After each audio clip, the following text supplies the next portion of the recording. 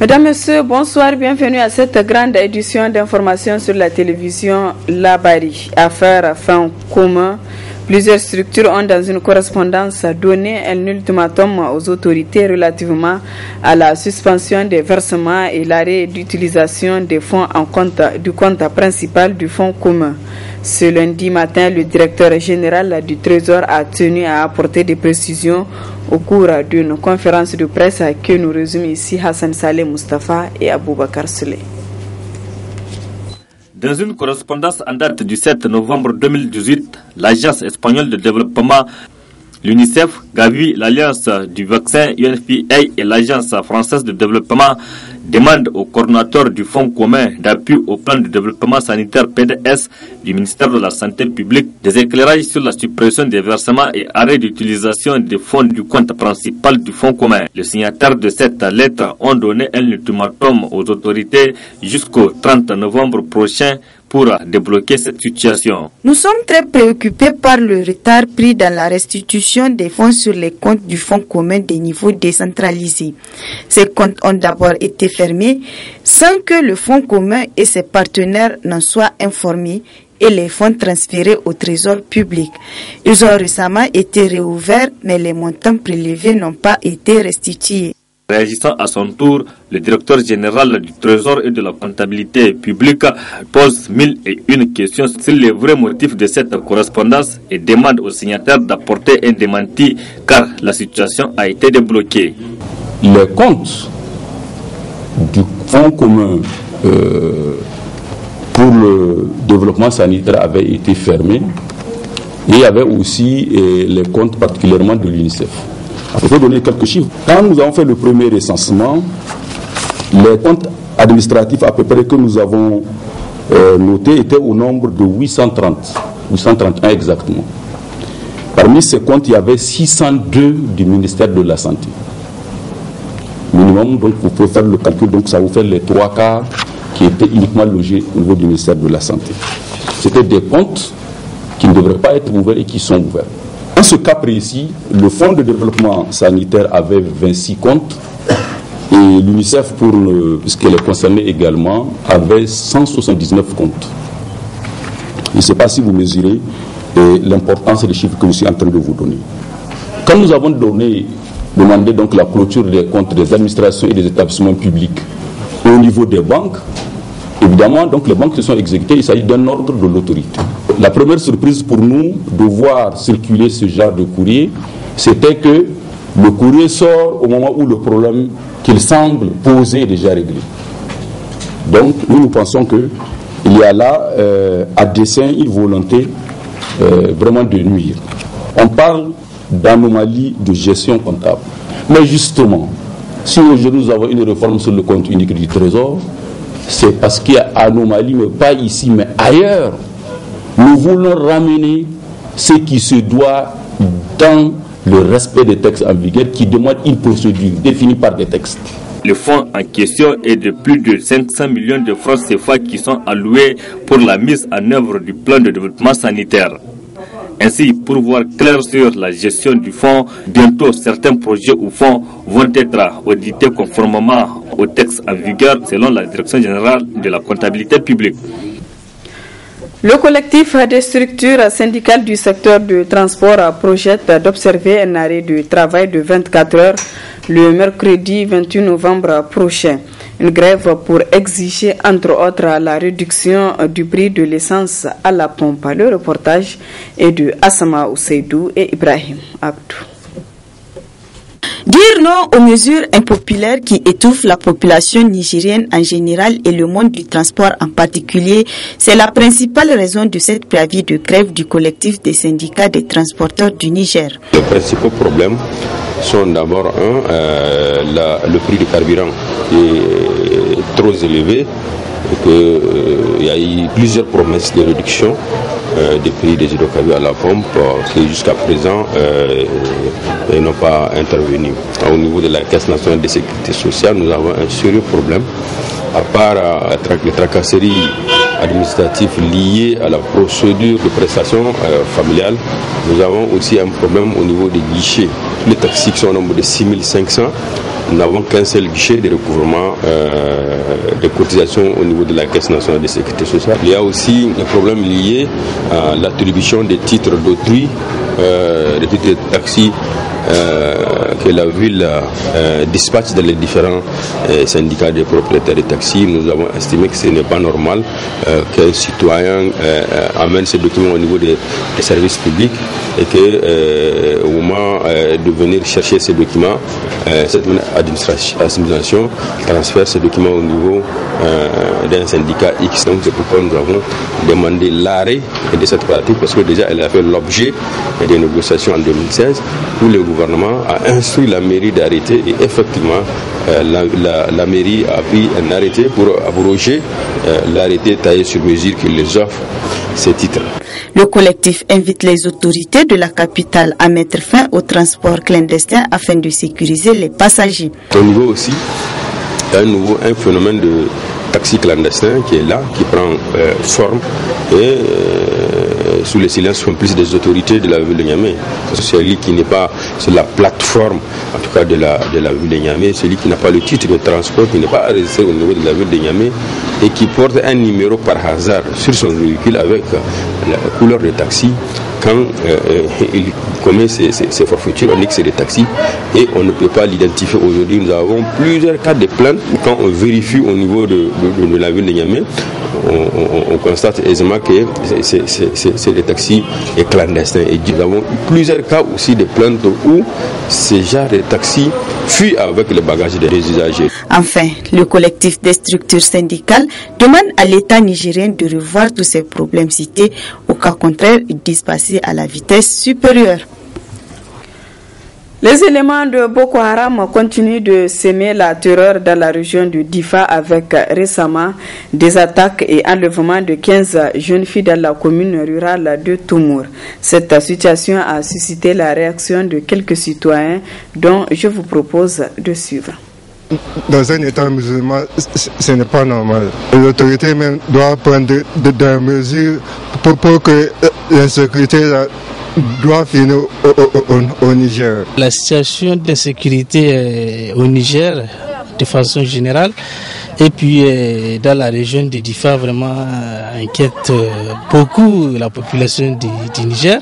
Et puis surtout dans la région de Difa précisément, où la situation reste encore vraiment menaçante.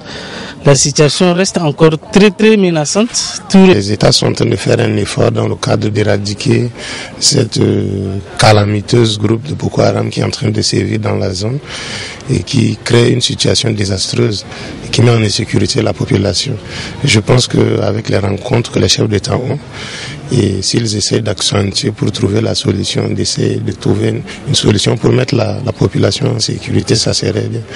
Et notre prière est que cette zone, les gens vivent en sécurité. Nous sommes dans une situation où vraiment les autorités doivent prendre toutes les dispositions nécessaires pour mettre notre pays en sécurité.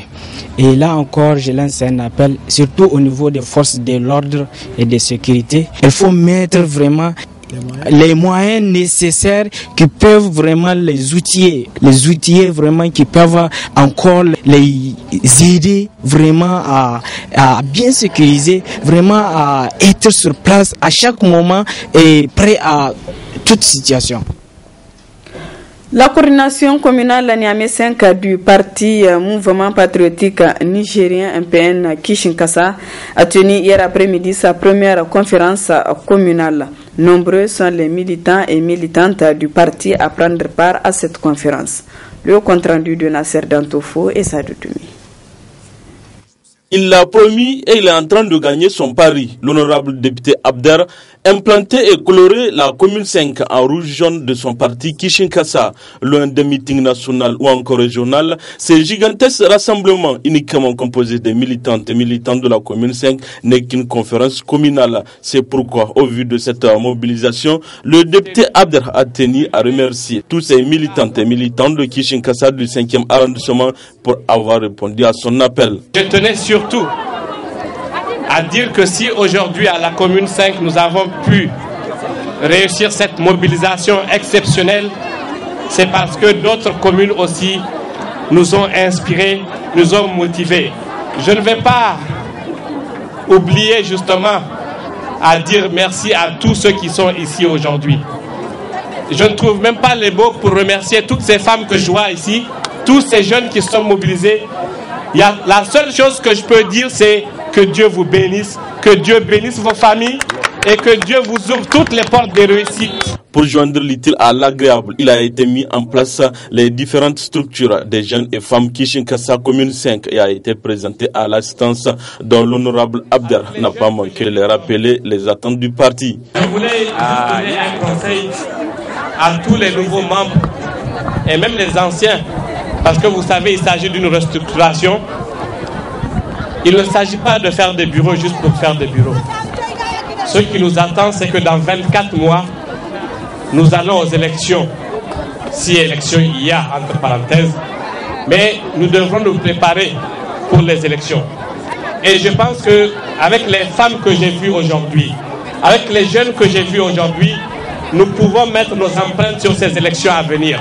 Moi, mon rêve aujourd'hui, c'est de faire en sorte que la mairie soit dirigée par une femme et une femme de Kishinkasa. Je sais que c'est faisable avec ce que j'ai vu. Et je voudrais aussi qu'il y ait le maximum de jeunes conseillers et qu'on dise que la majorité de ces jeunes conseillers, c'est des jeunes du MPL Kishinkasa, des jeunes patriotes qui vont montrer la voie aux gens comment il faut servir la nation. Parce que nous sommes des patriotes. Témoins de cette mobilisation de la commune 5, les membres du bureau national ont, à travers leurs différentes interventions, relaté leur satisfaction. À noter que plusieurs prestations musicales étaient également de la partie. Parlons de culture dans ce journal avec le lancement ce matin au CCFN Jean Rouch de Niamey de la 10e édition du Forum africain du film documentaire. Cette 10e édition rend hommage à l'icône du cinéma africain Idrissa Ouedraogo à travers la projection de ses films. Le compte rendu. Ce point de presse marque le lancement du Forum africain du film documentaire qui se veut un cadre de partage et d'apprentissage de jeunes cinéastes et de jeunes qui veulent se lancer dans la production cinématographique. Cette 10e édition du Forum rend hommage à Idrissa Ouedraogo en projetant ses meilleurs films. Comme quoi le Forum s'est toujours inscrit dans la réalité du moment. Le Forum africain du film documentaire a été initié par l'ambassadeur Inoussa Ouseni, lui-même cinéaste, homme de culture, ancien ministre de la Culture et actuellement ambassadeur du Niger à l'UNESCO. Il a voulu que le forum soit un laboratoire entre les sciences sociales et le cinéma. Parler des problèmes de tous les jours par le cinéma et aider à trouver les réponses aux préoccupations de tous les jours par le truchement du cinéma. Comme il dit, le forum est une école sur le tas. Donc, c'est apprendre aux jeunes Nigériens qui n'ont jamais c'est que le cinéma, leur apprendre à faire des films. C'est le cas de Sani Mogori que vous voyez, qui est un ingénieur agronome et qui aujourd'hui est l'icône du cinéma nigérien. La preuve, il est le directeur général du Centre national de cinématographie. Donc on peut faire du cinéma sans être cinéaste. Il suffit d'une bonne volonté, il suffit d'y croire. Donc, il faut le dire aussi, le Forum africain a formé une dizaine de cinéastes nigériens, ce qui est quand même un effort louable. Et c'est la contribution de l'initiateur à la renaissance culturelle de notre pays, de consolider le cinéma nigérien, d'aider le cinéma nigérien. De sa création en 2006 par l'ambassadeur Inoussa Ouseni, le Forum africain du film documentaire a eu à former une vingtaine de cinéastes et produit une vingtaine de films. Cette édition se déroulera sur 5 jours au CCFN Jean Rouch de Niamey.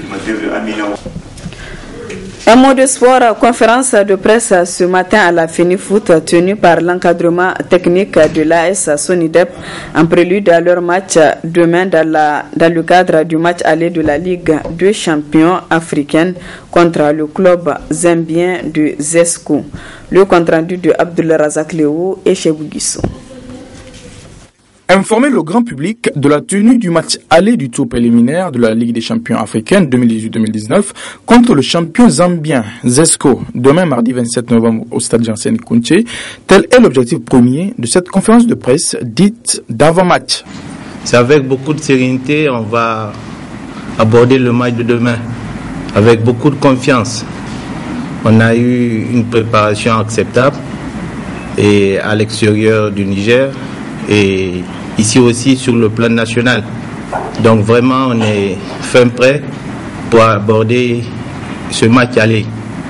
Donc, comme je l'ai annoncé tout à l'heure, nous allons tout faire pour nous faire plaisir et faire plaisir à ce public nigérien qui viendra certainement nous soutenir. Nous sommes un jeune club de 4 à 5 ans d'existence seulement.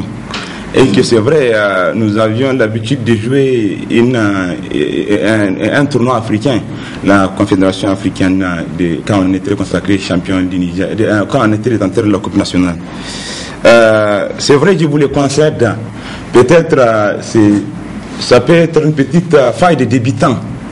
L'imperfection dans une grande préparation, elle peut toujours glisser. Mais n'empêche que nous avions essayé de notre côté de faire la communication de proximité.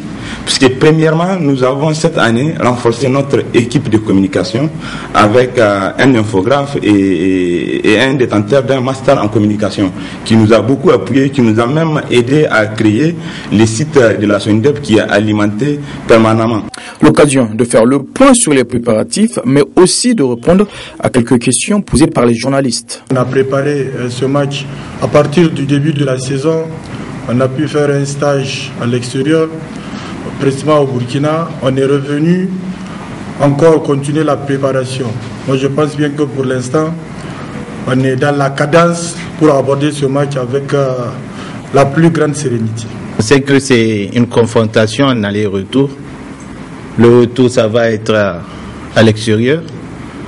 Donc, tous nous savons que on doit tout faire pour avoir un écart dès ici. Nous sommes attelés toute la semaine. Et demain, nous demandons à ce peuple nigérien, à ce peuple qui croit en nous, de venir nous soutenir. Le match Aïsonidep-Zesco, c'est le mardi 27 novembre 2018 au stade général Séné-Kounché et à cet effet, une bonne mobilisation doit être de mise pour pousser le petit poussé Aïsonidep face à l'ogre Zesco à la victoire. Voilà, mesdames, messieurs, ici prend fin ce journal. Merci à vous de l'avoir suivi et excellente soirée en compagnie du programme de la télévision Labari.